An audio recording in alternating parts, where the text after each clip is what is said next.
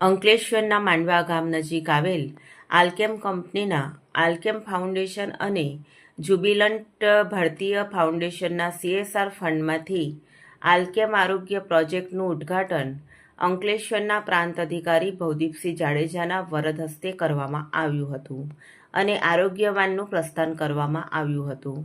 આ વાન આજુબાજુના 11 ગામના લોકોને આરોગ્યને ધ્યાનમાં રાખી માંડવા, મુલદ, નવગામા, કાસિયા, સામોર, અમરતપુરા, મોતાલી, ઉછાલી, ખર્ચી, બોઈદ્રા, નાના સાજા વગેરે ગામોને આવરી લેવામાં આવ્યા છે.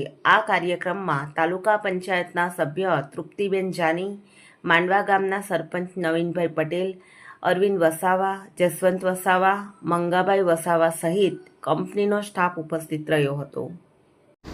આજે નવરાત્રિના પ્રથમ દિવસે આલ્કેમ અને જ્યુબિલન્ટ દ્વારા મોબાઈલ OPD વાનનું લોકાર્પણ કરવામાં આવ્યું છે.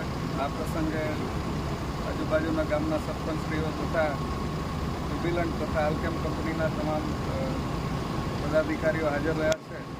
લોકો માટે OPD વાન 11 ગામોને કવર કરશે અને તમામનું સ્ક્રીનિંગ, ટેસ્ટિંગ અને દવાનું પણ વિતરણ કરશે. તે બદલ આલ્કેમ અને જ્યુબિલન્ટ કંપનીને હું ખૂબ ખૂબ ધન્યવાદ પાઠવું છું.